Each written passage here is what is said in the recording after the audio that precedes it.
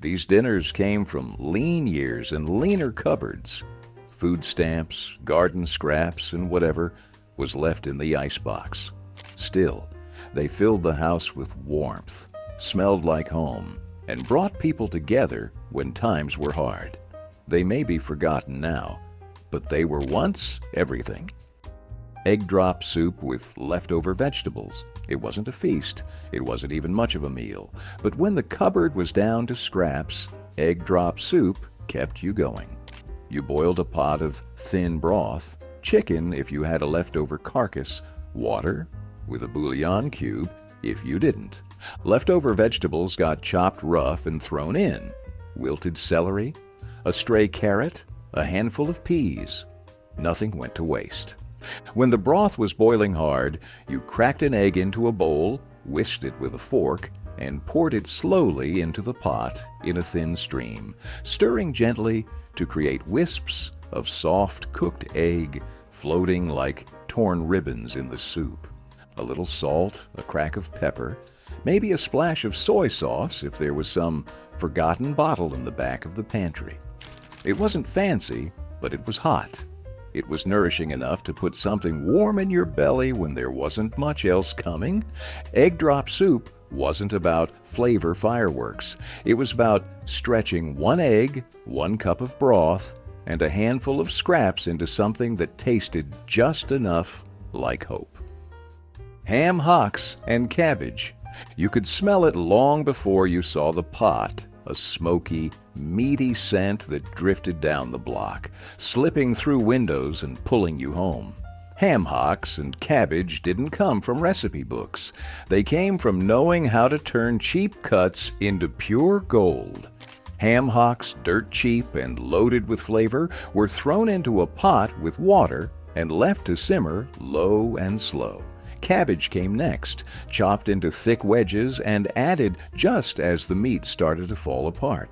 The broth turned rich and smoky, the ham tender enough to nudge off the bone with a spoon, and the cabbage soaking up every last drop like it had been waiting for it all its life. Sometimes a few potatoes made it in, sometimes a handful of beans. But even on its own, this dish could stretch for days, ladled out into bowls, dunked with crusty bread, and savored till the last shred was gone. Ham hocks and cabbage didn't pretend to be anything fancy. It was a working man's dinner built on patience, thrift, and a deep understanding that the best meals are the ones you make out of almost nothing. Oatmeal stretched meatloaf. When breadcrumbs ran out, or when every penny counted, oats stepped up. Oatmeal stretched meatloaf wasn't a compromise. It was a survival strategy, one that turned a single pound of ground beef into a meal big enough to feed a small army. You started with raw oats, dumped straight into the meat along with a cracked egg, a splash of milk, and a heavy pinch of salt and pepper. Maybe some chopped onions if you had them. The oats soaked up every drop of fat and flavor, binding the loaf together while adding a chew and heartiness that no breadcrumbs could match. Shaped into a pan, smeared with a thick layer of ketchup, and baked until the top caramelized into a sticky sweet crust, oatmeal meatloaf came out humble but mighty. It sliced thick and held together on the plate, served with canned green beans or mashed potatoes, whatever you had on hand. It wasn't fancy, but it was filling. It was dependable. And in a world that gave nothing away for free, oatmeal stretched meatloaf gave you just enough to keep fighting. Spam and rice skillet. When meat prices spiked and grocery shelves started to thin, Spam was the hero nobody expected. Spam and rice skillet was a Depression-born classic that never apologized for being what it was: salty, fatty, and just enough to fill a plate when little else could. You cubed up a can of Spam into rough chunks, browned them in a screaming hot skillet until the edges got crisp and caramelized, then tossed in a mound of cooked white rice. Some folks added frozen peas or a few shreds of cabbage if they had them, but most nights it was just meat, rice, and maybe a splash of soy sauce or black pepper. The fat from the Spam slicked every grain of rice in flavor, turning what should have been bland into something smoky and rich. It was fast, heavy, and comforting in a way you didn't question. Spam and Rice Skillet wasn't about health or presentation.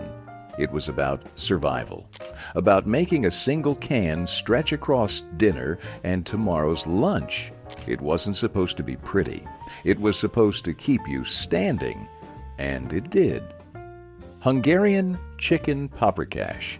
It started with a smell, deep, smoky, and sweet, floating out from a heavy pot on the stove. Hungarian chicken paprikash didn't require a lot, just bone-in chicken, a few onions, a heavy hand with the paprika, and time. You browned the chicken first, letting the fat crisp up and render down. Then you threw in the onions, slicing them thin and frying them until golden and collapsing. Right when the house smelled rich enough to eat, you dumped in a full scoop of paprika, not a sprinkle, but a whole handful, turning everything a deep, earthy red. A little flour thickened the sauce. A splash of broth loosened it again. And just before serving, a spoonful of sour cream stirred through gave it a velvety richness that tasted like a secret too good to share. It poured thick and heavy over wide egg noodles, every bite smoky, savory, and tinged with just a little tang. Hungarian chicken paprikash didn't care if you had much money. It only cared if you had the will to make something unforgettable out of almost nothing. It was the kind of dinner you remembered long after the plates were clean. Dandelion greens with vinegar and bacon. You didn't buy these greens at a store. You picked them from the cracks in the sidewalk and the edges of fields, stubborn little leaves that grew no matter how mean the weather got.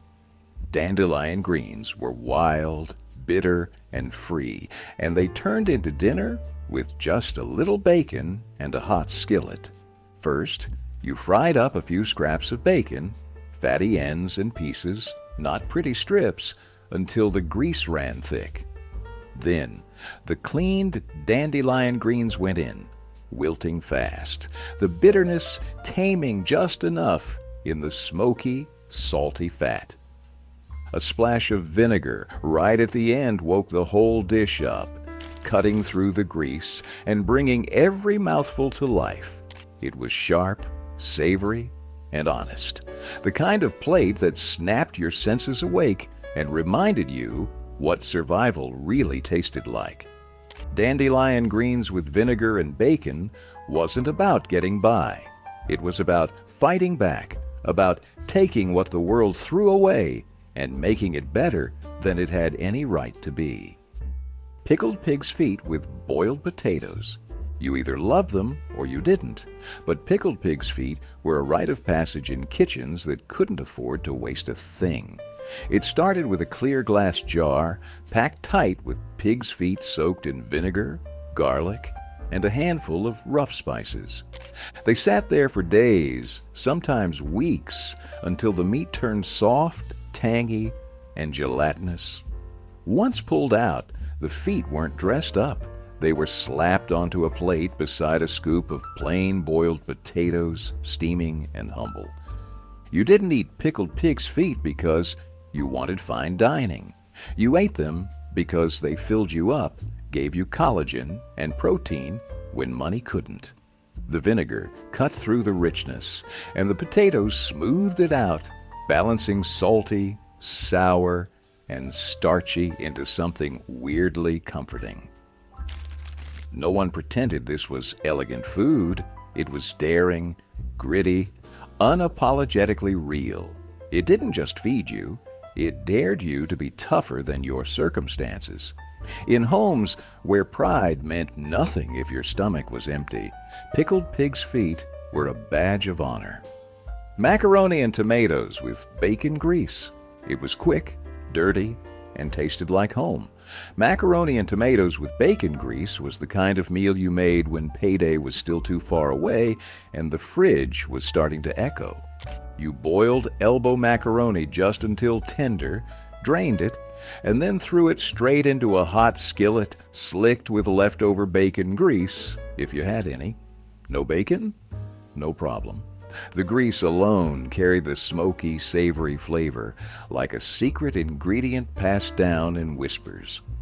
A can of tomatoes, juice and all, got dumped in next, simmering until the macaroni soaked up every drop.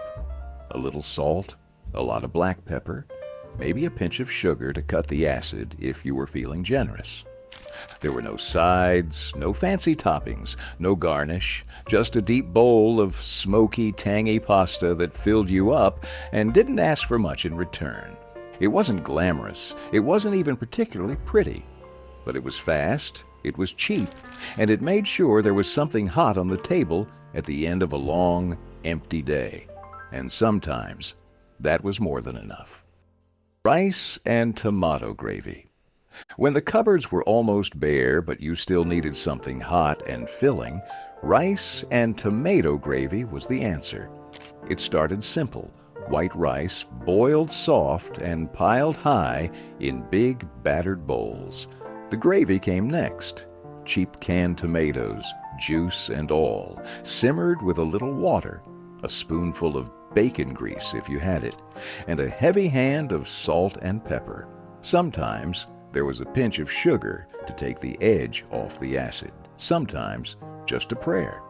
You ladled the tomato gravy straight over the mound of steaming rice, letting the bright red sauce soak into every grain. It wasn't fancy. It wasn't even pretty. But it was hot, it was heavy, and it stayed with you. Rice and tomato gravy didn't try to pretend. It was about using what you had and stretching it until it gave up everything it could. In kitchens, where a can of tomatoes and a handful of rice could mean the difference between dinner and going without, this was the kind of meal that made sure nobody left the table empty. Cornbread stuffed peppers. No meat. You didn't need ground beef to make a pepper worth eating.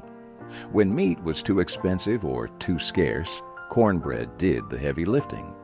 Cornbread stuffed peppers were a poor man's way of making dinner look like a Sunday feast, even when the pantry was nearly empty. You mixed up a simple cornbread batter, cornmeal, water, maybe a little milk or bacon grease if you had it. Into the batter went scraps of whatever you could find: diced onions, a handful of canned corn, a sprinkle of cheese if someone had been lucky at the store. Bell peppers were hollowed out, standing proud like little green bowls, and filled to the top with the thick, gritty batter, baked until the cornbread puffed up golden and cracked at the top.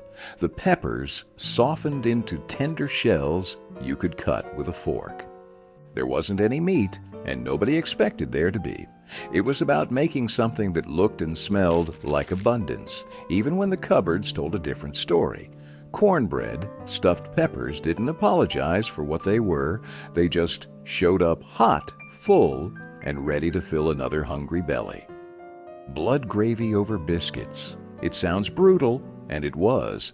But back when nothing could be wasted, blood gravy was the kind of dinner that kept people standing. Fresh blood from pigs or cows was whisked into a hot skillet with a little flour, a splash of milk if there was any to spare, and a heavy hand of black pepper. It thickened quick into a dark, rich sauce that smelled stronger than anything you had ever tasted. Served ladled over biscuits, homemade if there was time, store-bought if there wasn't, blood gravy turned the scraps of the kitchen into a full, heavy meal. It wasn't fancy, and it sure wasn't delicate. It was iron-rich, packed with body, and it stuck to your ribs like it meant it. For folks living paycheck to paycheck, or not even that, it was a miracle in a pan. Some families seasoned it with sage or onion. Others kept it bare bones and let the richness speak for itself. It wasn't for picky eaters, but it filled the house with the smell of survival. Blood gravy didn't pretend to be pretty. It just did its job, and sometimes that's all a dinner needed to do. Salisbury steak with mushroom gravy. It was the closest thing most families got to steak, and nobody minded one bit. Salisbury steak started with ground beef mixed with breadcrumbs, egg, salt, pepper, and maybe a splash of Worcestershire, if someone had splurged a little. You shaped the mix into thick oval patties, seared them hard in a skillet until the edges crusted and the inside stayed juicy. Then you set them aside and built the real magic: mushroom gravy. A handful of sliced mushrooms and a chopped onion sizzled in the fat left behind. A quick dusting of flour, a slow pour of broth, and suddenly the skillet was bubbling with a rich, savory sauce that smelled like it cost a whole lot more than it did. The patties went back into the pan, soaking up every drop of flavor while the gravy thickened. Spoon it over a scoop of mashed potatoes. Boxed or scratch, it didn't matter, and you had yourself a meal that made a Tuesday night feel almost like Sunday. Salisbury steak wasn't about luxury.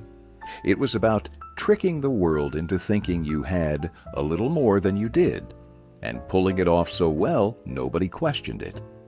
Lazy Man's cabbage roll, casserole. Rolling individual cabbage leaves took time nobody had, so folks came up with a smarter way. Lazy Man's cabbage roll, casserole. It had all the same smoky, sweet, hearty flavors of the old country dish, without any of the fiddly work. You browned ground beef in a big skillet with chopped onions and garlic, maybe a sprinkle of salt and pepper if you had it. Then you stirred in cooked rice and layers of chopped cabbage, pouring a good amount of tomato sauce over everything until it looked more like a mess than a meal. But in the oven, it transformed. The tomato sauce soaked into the rice, the beef melted into the cabbage, and the whole dish baked into a bubbling, fork-tender reminder that sometimes shortcuts are just plain smart. It came out steamy and hearty, smelling like Sunday dinner even when it was slapped together on a Wednesday night. Some folks added a splash of vinegar for tang, or a dollop of sour cream on top if payday had been good. Lazy Man's cabbage roll casserole wasn't about cutting corners. It was about keeping dinner alive without losing your mind. Cream tuna on egg noodles. It wasn't pretty, but it was the kind of meal that got you through the lean weeks. Cream tuna on egg noodles started with a simple roux. Melted butter in a pan, a spoonful of flour whisked in, and a slow pour of milk until the whole thing thickened into a glossy white sauce. Then came the tuna, canned, flaky, briny, stirred right in with a heavy shake of salt and black pepper. Some folks tossed in a handful of frozen peas for color and sweetness. Others just let the noodles do the heavy lifting. Wide, soft egg noodles boiled until tender were folded straight into the sauce, coating every strand in creamy comfort. It wasn't fancy. It didn't try to be. It was depression-proof, pantry-born cooking, made to stretch $1 without tasting like desperation. Kids liked it because it was mild and easy to chew. Grown-ups liked it because it filled the table and the stomach at the same time. When the fridge was bare but the pantry still had a few cans hiding in the back, creamed tuna on egg noodles was the ace up every working family's sleeve. Breaded veal cutlets with instant mashed potatoes. For a few minutes, you could almost pretend it was payday. Breaded veal cutlets were thin, quick, and just fancy enough to feel like you were celebrating something, even if you weren't. Thin slices of veal, pounded even flatter with the bottom of a jar or a rolling pin, were dipped in flour, then egg, then a heavy coat of breadcrumbs.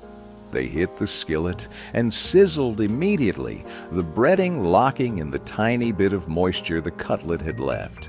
In a few minutes, They crisped up golden and hot, with a crunch that sounded like breaking into something better than you could afford.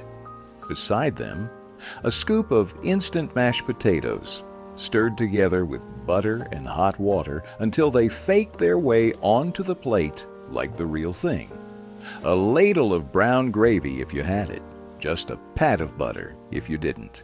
The whole meal came together in 20 minutes flat, with just enough pomp to make a Tuesday night feel a little less desperate. Breaded veal cutlets weren't about luxury, they were about hope, fried golden, and served hot. Ground beef and corn casserole. It wasn't pretty, but it was the kind of meal that filled a kitchen with the smell of something good, something solid. You browned a pound of ground beef in a big skillet, no draining, no measuring, just enough to get the fat sizzling. Then you tossed in a can of corn, a scoop of tomato paste or whatever sauce you had lying around, and a few shakes of chili powder for good measure. The whole mess got dumped into a battered baking dish. Then came the topping, crushed saltines, cornbread batter, or even a quick pancake mix if that's all you had. It baked into a golden, crackly blanket that hid the rich, smoky beef underneath. This wasn't some polished casserole with a dozen fancy ingredients. It was sweet, salty, filling, and cheap enough to feed a family on nickels. If there were leftovers, they only got better overnight, soaking up all the flavors into something even heavier. Ground beef and corn casserole didn't try to impress anybody. It just got the job done, fast and without apology, at the end of a day when nobody had anything left to give but hunger. Hot dog and potato hash. It wasn't glamorous, but when the fridge was bare and payday was a week away, hot dog and potato hash was the answer. You took whatever hot dogs you could scrounge up, cheap, rubbery, bright red if you were unlucky, and chopped them into coins. Potatoes were diced rough, skins on, and fried hard in a hot skillet until the edges turned crisp and golden. Onions were tossed in if you had them, sizzling down into sweet browned bits between the potatoes. Then came the hot dogs, tossed into the pan and fried until they split and curled at the edges. Some folks stirred in a little ketchup or mustard right in the pan, turning the whole mess into something tangy and bright. Others just threw it onto plates as is and called it good. It was salty, greasy, filling, and honest. It didn't pretend to be anything more than it was. Scraps turned into supper, thrown together fast, but hitting the stomach like a brick. Hot dog and potato hash was proof that you didn't need much to make something hot, hearty, and just good enough to get you to the next day. Baked bean sandwiches. You didn't need a steak when you had baked bean sandwiches, just a can of beans, a loaf of soft white bread, and the stubborn kind of hunger that made anything taste good. The beans, sweet, smoky, and sticky, got warmed in a pot if you had the time, straight from the can if you didn't. You spooned a thick heap onto a slice of bread, let the sauce soak into the soft crumb, and capped it with another slice before everything slid apart. It wasn't neat, it wasn't fancy. Half the time, the sandwich collapsed before you got your second bite, but nobody cared.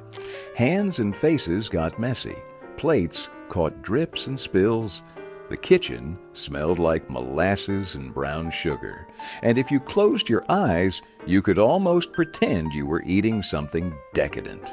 Baked bean sandwiches were about more than just calories. They were about making do, finding a little sweetness when the world didn't offer much, and laughing around a table held together more by hope than by wood. Rice pudding dinner, sweet and filling. When there wasn't enough meat and the pantry shelves were running thin, sweet dinners like rice pudding pulled their weight. You boiled up a pot of white rice, thick and soft, then stirred in a little milk, a handful of sugar, and whatever scraps of spices you had. Cinnamon, if you were lucky, nutmeg if you were blessed. Some folks cracked an egg into the pot to make it richer. Others just let the milk and sugar thicken into a loose, sweet slurry that clung to every grain. Raisins made it in if you had them. But most nights it was just rice, milk, and hope. Spoon it hot into deep bowls, steaming and fragrant. And you had something that filled you up fast, even if it wasn't what you really wanted. It was warm, it was heavy, and it stayed with you through the night. Rice pudding for dinner wasn't about treats. It was about calories, comfort, and making a handful of cheap staples taste like something that could carry you through the next day. Sweet, simple, and stubborn. That was the secret. Fried cabbage with bacon drippings? It didn't take much to turn a head of cabbage into something that could fill the whole house.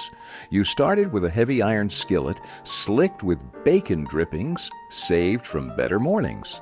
When the pan got hot enough to smoke, you threw in rough-chopped cabbage by the handful, the green leaves hissing and wilting down into the fat. A little salt, a crack of black pepper. That was all it needed. Some folks tossed in diced onions if they had them, or a few crumbles of leftover bacon if the pantry was generous. But even bare, just cabbage and fat, it fried up into something sweet, smoky, and good enough to make you forget what wasn't sitting on the table next to it. Piled high on a plate with nothing but a piece of white bread to chase it down, fried cabbage wasn't just a side dish. It was survival food. It stretched the budget, filled the kitchen with the smell of something real, and gave everyone around the table one more reason to believe tomorrow would come with a little more on their plate. Buttered noodles with cracked black pepper. Sometimes the best meals came from the bottom of the pantry and the last stick of butter. Buttered noodles with cracked black pepper were pure, simple magic for nights when dinner needed to happen fast and cheap. You boiled egg noodles or spaghetti, whatever you could find, until just tender, drained them, and dropped in a fat slab of butter while the steam was still rising. Tossed and tumbled in the pot, the noodles turned glossy and rich, soaking up every drop. Then came the black pepper, cracked fresh if you had it, shaken from a battered tin if you didn't, scattered over the noodles like confetti. Some folks threw in a pinch of salt, maybe a dusting of cheese if they were lucky, but most just let the butter and pepper do the talking. It wasn't hearty, it wasn't heavy, but it was warm, filling, and good enough to make a long day feel a little softer. Buttered noodles didn't try to impress anyone. They just made sure you got from one day to the next, one bowl at a time. Onion soup made from broth and croutons. It didn't take much to make a meal when all you had was thyme and onions. Onion soup was born out of desperation, thin broth, tired bread, and the patience to turn scraps into something that filled a house with the smell of home. You sliced onions thin and fried them slow, caramelizing them until they turned sweet and golden in whatever fat you could scrape up. Then came the broth, maybe real, maybe just salted water with a pinch of something smoky, poured over the onions and left to simmer until it smelled like something better than it was. Old bread was cut into rough hunks, dried out and hardened, and dropped right into the bowls like heavy stones. The hot onion broth poured over the top, softening the bread, filling every crack with warmth and salt. It wasn't the kind of soup you wrote recipes for. It was the kind of soup you made when the weather turned mean and there wasn't anything left but grit and hope. Onion soup didn't save the day, but it made surviving it just a little easier. Cabbage and noodles, haluski. It smelled like home before you even stepped through the door. Sweet onions frying low and slow in a big pool of bacon grease or butter, cabbage chopped rough and tossed into the skillet until it wilted down to half its size. Haluski wasn't just food. It was a promise that no matter how thin the pantry was, dinner would still happen. Boiled egg noodles got folded into the mix next, soft and slippery, soaking up every bit of the rich, buttery flavor left in the pan. Salt, pepper, and maybe a little garlic powder if you were lucky. That was all it needed. It didn't look like much. A big steaming heap of pale noodles and wilted cabbage, glistening and heavy. But it filled you up, kept you moving, and made sure no one left the table hungry. Haluski was the food of steel towns and coal camps, immigrant kitchens and farmhouse tables, where stretching a head of cabbage and a bag of noodles into a meal was just another part of surviving the week. It wasn't about impressing anyone. It was about keeping everyone standing. Milk toast, bread, milk, butter. It doesn't get humbler than this. Milk toast was the meal of last resort, the thing you made when the cupboards were bare and the day had been too long for anything fancier. Thick slices of bread, toasted to golden at the edges, dropped into a shallow bowl and drowned in hot milk. A pat of butter melted across the surface, swirling into the warm, pale puddle like a tiny luxury. Sometimes there was a sprinkle of sugar or cinnamon if there was a little extra to spare, but most nights it was just bread, milk, and the soft, quiet comfort of something filling your belly. It wasn't glamorous. It didn't try to be. Milk toast was what you ate when you were too tired to fight, too broke to pretend, and too stubborn to go to bed hungry. It filled you up in a way that had nothing to do with calories and everything to do with resilience. In the hardest seasons, milk toast wasn't just dinner. It was a small act of hope, proof that even with almost nothing left, you could still find a way to put something warm on the table. Tuna noodle ring mold. It looked like something out of a 1950s cookbook, and maybe it was. But for families scraping by, the tuna noodle ring mold wasn't about presentation. It was about pride. You started with egg noodles, boiled just until tender, then folded them into a creamy, salty mixture of canned tuna, peas, mayonnaise, or cream of mushroom soup, and a heavy dash of black pepper. Some folks added a sprinkle of paprika on top if they were feeling fancy, but most didn't bother. The real magic happened when the mixture got packed into a heavy ring mold, greased and waiting like an empty stage. It baked in the oven until just solid enough to flip without falling apart. When it landed on the plate with a soft, steaming thud, there was no applause, just hungry eyes waiting for a slice. It wasn't pretty, but it tasted like every good memory crammed into a casserole, creamy, salty, soft, and warm. It sliced clean, reheated like a dream, and made sure nobody went to bed hungry. In kitchens, where every meal had to stretch a little further, the tuna noodle ring mold wasn't a joke. It was a quiet little victory. Potato soup with saltine crackers. It didn't get much simpler or more stubborn than potato soup. You peeled and chopped potatoes rough, boiled them with a little salt until they softened, then mashed them half-heartedly right there in the broth. A splash of milk if you had it, a pat of butter if you could spare it. Otherwise, just water and starch and the quiet satisfaction of knowing there'd be something hot in every bowl. Saltines sat in a chipped tin on the counter. You crushed them over the soup, letting them melt into the broth, thickening it just enough to feel heavy on the spoon. It wasn't gourmet. It wasn't even fancy enough to pretend.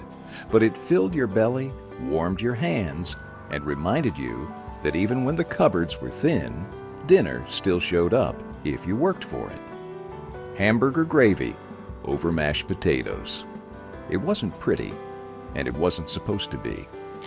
Hamburger gravy over mashed potatoes was about getting food on the table fast, hot, and cheap. A skillet full of sizzling ground beef, browned until crumbly, was the foundation. You pushed the meat aside, stirred flour right into the fat, and poured in milk or water, stirring until it thickened into a creamy, salty gravy that smelled like home. Piled high over a mound of mashed potatoes, whether from scratch or straight out of a box, the gravy seeped into every crack and crevice, turning a simple plate into something rich and heavy. Frozen peas might make it onto the side if you had a few extra minutes. Otherwise, it was just meat, potatoes, and the kind of salty, savory bite that made you forget what you didn't have. It wasn't diner food, and it wasn't trying to be. It was Tuesday night food, end of the month food, the food that kept kids fed and parents sane. In homes where the grocery bill decided what kind of week you were going to have. Hamburger gravy was the difference between cornbread and buttermilk soup. When the cupboard was bare and there wasn't even a pot to boil, cornbread and buttermilk soup came to the rescue. It wasn't really a soup, not in the way you'd think. It was a rough, gritty answer to hunger, built on scraps and handed down like a secret handshake between the hard luck and the hungry. You crumbled leftover cornbread into a chipped bowl, poured cold buttermilk over it until the crumbs floated and softened, and stirred until it looked like something halfway between porridge and stew. Some folks added a pinch of salt, others a sprinkle of black pepper, but most just ate it plain, spoon by spoon, heavy in the mouth and cold against the heat of long summer nights. It wasn't pretty, it wasn't elegant, but it filled your gut without emptying your pockets. And sometimes that was more important than anything else. In the lean years, cornbread and buttermilk soup wasn't a fallback. It was a lifeline built out of nothing but grit and the stubborn refusal to go hungry. Cold meatloaf sandwiches. The second day was always the best. Cold meatloaf sandwiches weren't an afterthought. They were the whole reason you made a double-sized loaf in the first place. Yesterday's meatloaf pulled cold from the fridge, sliced thick enough to hold together without crumbling, slapped between two slices of soft white bread. A heavy squirt of yellow mustard cut through the richness, sharp and bright against the dense, seasoned meat. Some folks swore by adding a pickle spear or a slice of raw onion. Others kept it simple, just bread, meat, and a memory of last night's dinner. No heating, no pan, no fuss. Just grab it, wrap it in wax paper if you were fancy, and head out the door. It was the lunch of factory workers, mechanics, and anyone who didn't have time to waste standing over a stove. The fat in the loaf firmed up overnight, the seasoning settled deeper, and somehow the sandwich always tasted even better than the hot meal ever did. Cold meatloaf sandwiches were proof that sometimes the leftovers were the real prize, and that the best meals didn't always come out of a hot oven. Fried rice with scraps of whatever. Fried rice wasn't born in high-end restaurants. It came out of battered kitchens where yesterday's leftovers turned into tonight's salvation. Cold rice, scraped from the bottom of an old pot, went into a screaming hot skillet, slicked with bacon fat, lard, or whatever grease hadn't already been stretched into something else. Then came the scraps, slivers of onion, bits of scrambled egg, a handful of canned peas, a chunk of leftover ham, or sausage if you were lucky.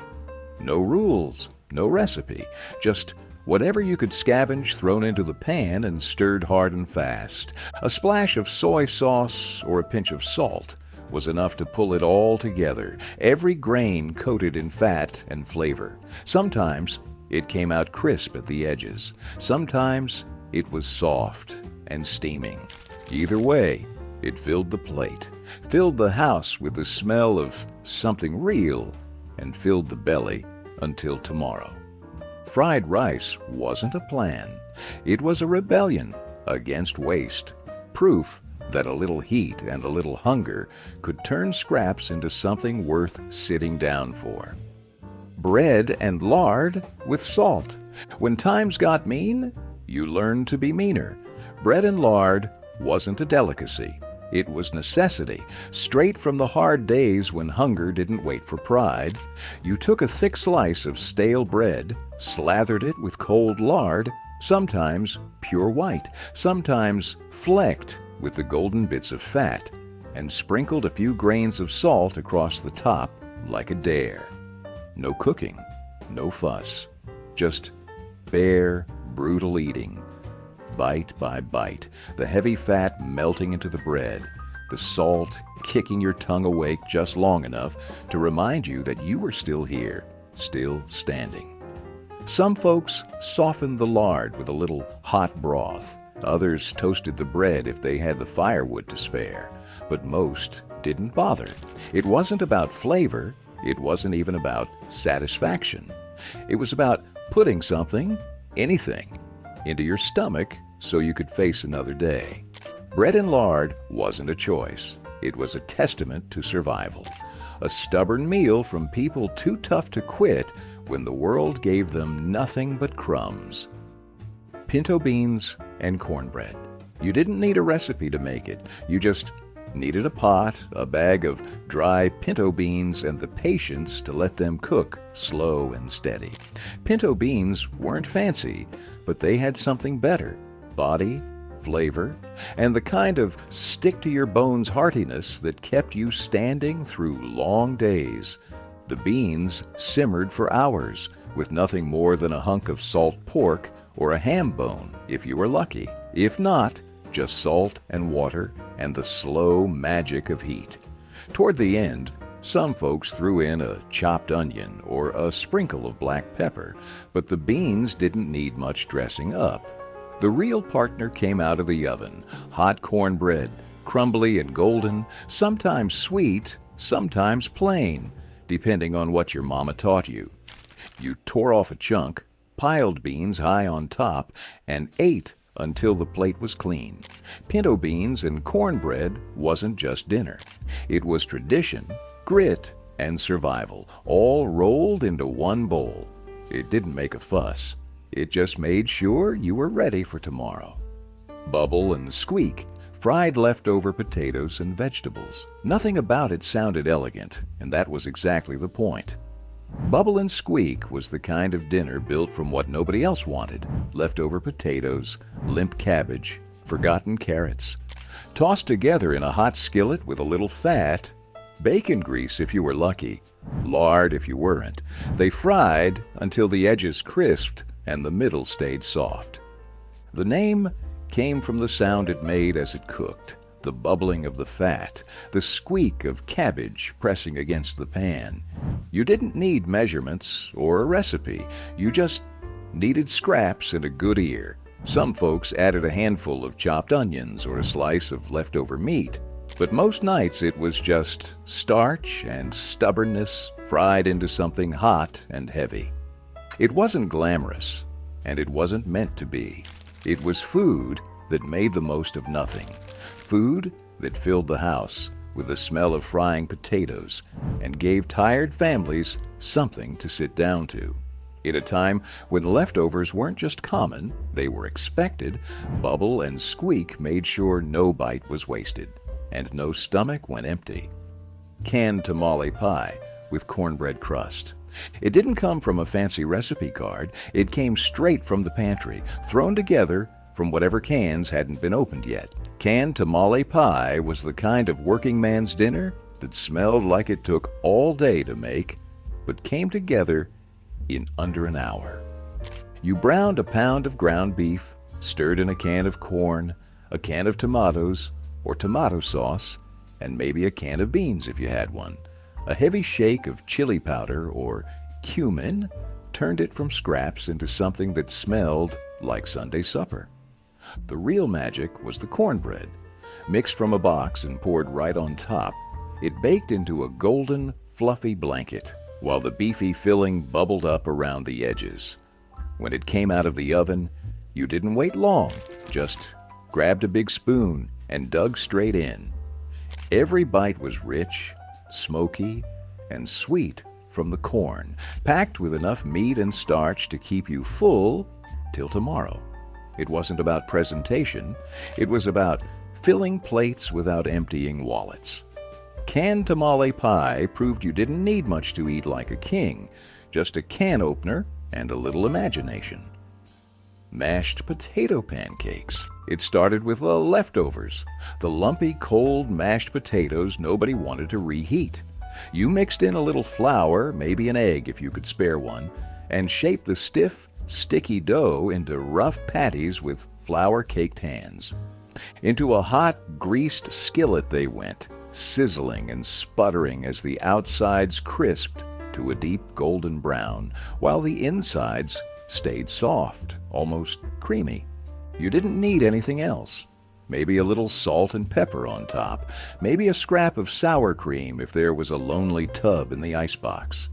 Most days it was just the pancakes themselves, stacked high on a chipped plate, steaming, salty, and ready to fill the hollow spot left by a long, hard day.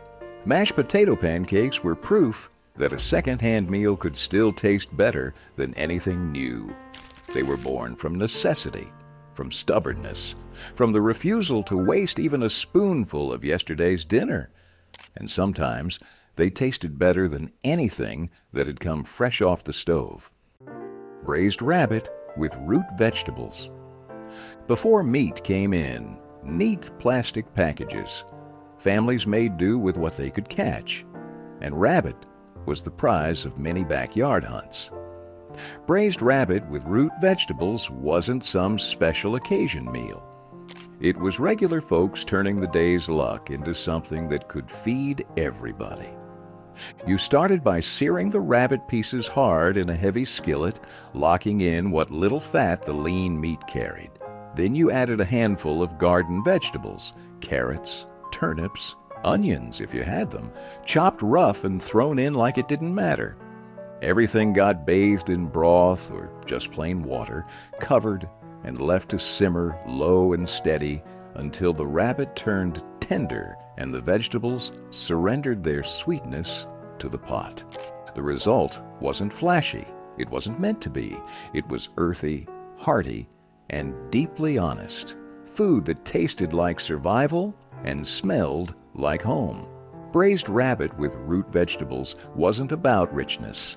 It was about resourcefulness, patience, and that rare satisfaction of turning a good day's catch into a meal that could last until tomorrow. Factory Town boiled dinner, variation, with beans and salt meat. This wasn't just dinner. It was an entire week packed into a single pot. Factory Town boiled dinner was the working man's answer to not knowing if next week's pay was coming. It started with the toughest cuts of salt-cured meat, brisket if you were lucky, pork scraps if you weren't, tossed into the biggest pot you owned and covered in water. Potatoes came next, whole and unpeeled, soaking up all that briny broth. Then came the beans, tossed in dry if you had time, canned if you didn't. Carrots, onions, and thick wedges of cabbage layered on top until the pot looked like it could barely hold it all. It simmered for hours, the smell filling every crack in the house. A sharp, peppery steam that meant dinner was almost ready, even if you had to ladle it out one careful scoop at a time. Some families slathered the salt meat with mustard. Others just let the broth do the talking. Boiled dinner wasn't about flavor fireworks. It was about feeding tired bodies without wasting a single scrap. And when it stretched into lunches and sandwiches later in the week, nobody complained. It was survival, seasoned with patience. Chicken livers with rice and peppers. You knew what was cooking the second you walked through the door. It wasn't subtle. Chicken livers pan-fried with diced onions and chopped bell peppers filled the whole house with a smell that hit you like a brick wall. Some folks loved it, some wrinkled their noses, but nobody walked away from a plate still hungry. Livers were cheap, dirt cheap, and packed with iron, protein, and a rich, earthy flavor most people today would barely recognize. Tossed in a hot skillet with just enough oil to sizzle, they browned fast, soaking up every bit of flavor from the onions and peppers. A splash of hot sauce or a pinch of garlic powder took it even further, stretching a few cents worth of ingredients into a meal that could last 2 days. Rice was the great stretcher, piling high on the plate under a ladle of that sizzling liver and pepper mix. It filled your belly and left enough for a quick scoop into a lunch pail the next morning. In kitchens where every dollar mattered, chicken livers weren't a punishment. They were a promise that you could still eat well even when money was tight. Bologna boats with melted cheese. Nobody pretended this was fancy.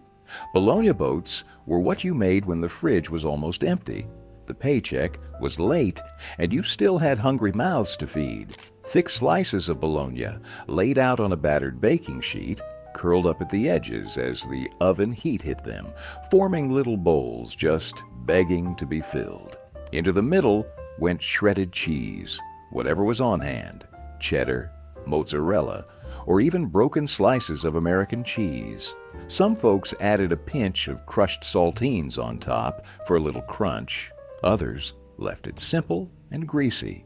They baked until the bologna crisped at the edges and the cheese bubbled into little golden puddles. Pulling them out of the oven, the smell was pure childhood, a mix of salt, fat, and something that felt almost, but not quite, like indulgence. Served with canned green beans, a spoonful of coleslaw, or just grabbed 3 at a time straight off the pan, bologna boats were comfort food in its purest, scrappiest form. Nobody at the table cared about presentation. They just cared that dinner was hot, salty, and enough to fill them up. Potato cakes with onion. It started with yesterday's mashed potatoes, the cold, stiff kind that nobody wanted to eat straight from the icebox. You stirred in a handful of chopped onions, maybe an egg if you had one to spare, and enough flour to pull the whole thing together. Then you shaped it rough by hand, no fancy cutters, and dropped the cakes straight onto a hot, greased skillet. The edges crisped and browned almost before you could flip them, the onions sizzling sweet into the batter and sending up a smell that filled every room. You didn't need toppings. You didn't need sides.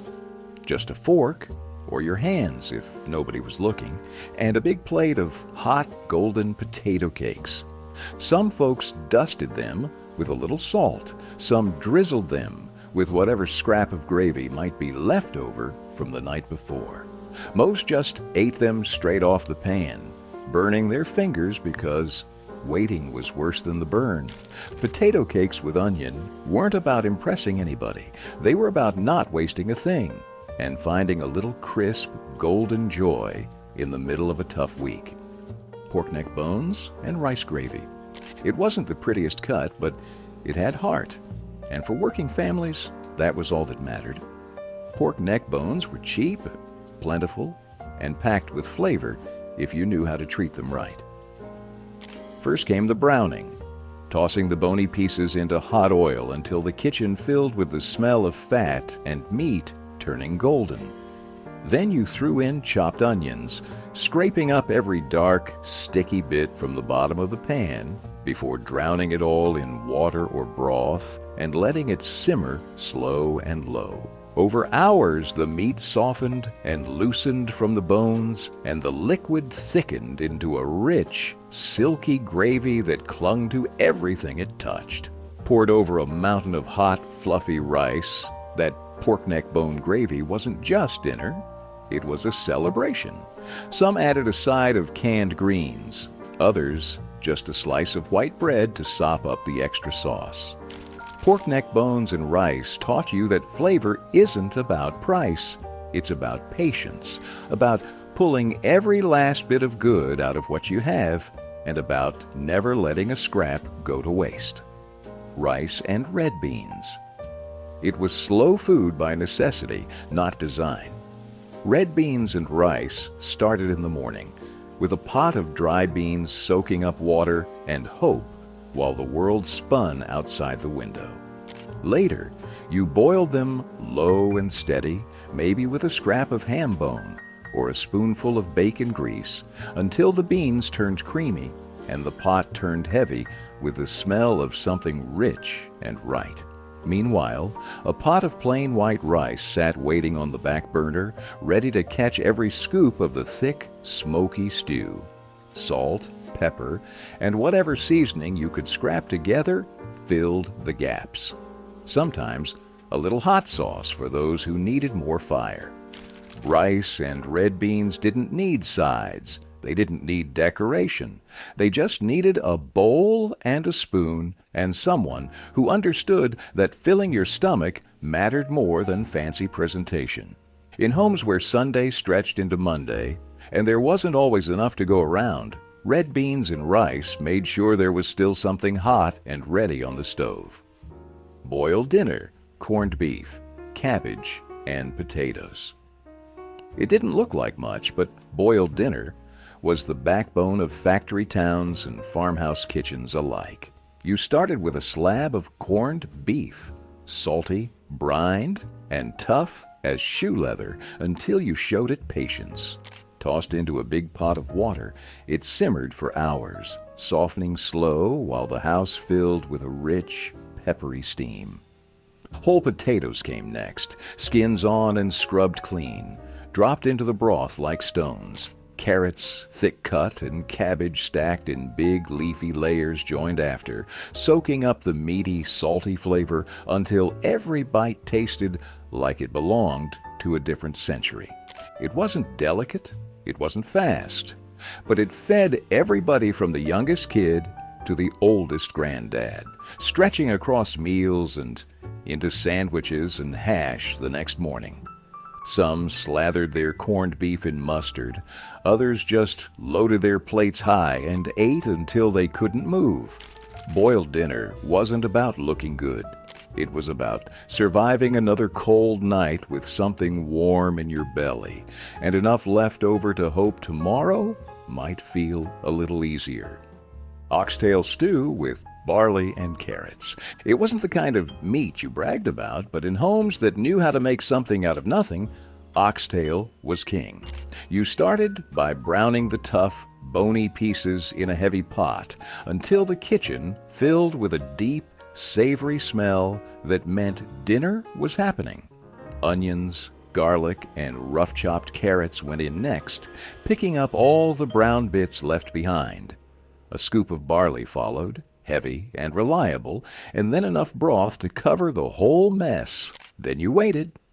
Hours, usually. Long enough for the oxtail to soften into tender, rich ribbons of meat. Long enough for the barley to thicken the broth into something closer to a meal than a soup. Some folks threw in a bay leaf or a splash of vinegar. Most just let it simmer and trusted the heat to work its magic.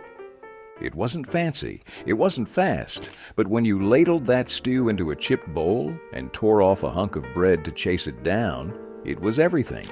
It fed you, it warmed you, and it made sure nothing, not even the scraps, went to waste. Liver and onions with fried potatoes. The smell hit you first, sharp, rich, and heavy, in a way that filled the whole house and clung to your clothes. Liver and onions wasn't for everyone, but for those who grew up with it, it meant one thing. A real meal was coming. Thin slices of beef liver were dredged in flour and seared in a hot skillet until just browned on the outside, but still tender in the middle. Meanwhile, onions fried alongside, turning soft, sweet, and golden as they picked up every bit of flavor left in the pan. Fried potatoes, chunked rough and crisped in the same fat, rounded out the plate, soaking up the juices and giving every bite some weight. Salt and pepper were about the only seasonings you needed. Maybe a splash of vinegar if you were feeling fancy. It wasn't a meal you made for show. It was bold, unapologetic, and packed with enough iron and heft to keep a man working from sunup to sundown. Liver and onions with fried potatoes was proof that sometimes the toughest cuts of meat made the most unforgettable meals. City chicken, mock chicken legs. It looked like a drumstick. It crunched like a drumstick, but there wasn't a lick of chicken in it. In butcher shops where poultry was a luxury and pork was cheap, city chicken, mock chicken legs, was a working man's trick to turn scarcity into something special. Cubes of pork or veal were skewered tightly onto sticks, dipped in beaten egg, rolled in breadcrumbs, and pan-fried or baked until golden and crisp. When they hit the skillet, they sizzled like the real thing. When they came out, steaming and tender under that crispy shell, nobody cared what meat was hiding inside. Some folks finished them off in the oven, wrapped in foil to keep the juices locked in. Others just fried them until the breadcrumbs turned a deep, toasted brown. Kids loved them. Grown-ups depended on them, and everyone knew the truth. It wasn't about what it was. It was about what it tasted like, served alongside mashed potatoes, a scoop of gravy, or just eaten straight off the stick with your fingers. City chicken turned a handful of scraps into something that felt like a feast. Salt pork and beans. It was simple, salty, and good enough to keep a man going through the longest days. Salt pork and beans weren't about impressing anybody. They were about calories, comfort, and using what the world hadn't taken yet. Thick slabs of salt pork, heavily cured to survive months without refrigeration, were tossed into a heavy pot and boiled until they surrendered their briny richness. Dried beans, white, navy, or pinto, whatever was cheapest, followed right after, soaking up all that smoky saltiness. Sometimes a bay leaf was thrown in for good luck. Sometimes just a cracked black peppercorn. The whole pot simmered low and steady for hours, the smell clinging to the walls, the curtains, your clothes. When it was finally ready, the beans were tender, the pork was falling apart, and the broth was thick enough to coat the back of a spoon. It wasn't delicate, it wasn't refined. It was food that respected the hard work it took to bring it to the table. Salt pork and beans filled stomachs, quieted complaints, and reminded people that survival sometimes tasted like salt, fat, and a whole lot of stubbornness.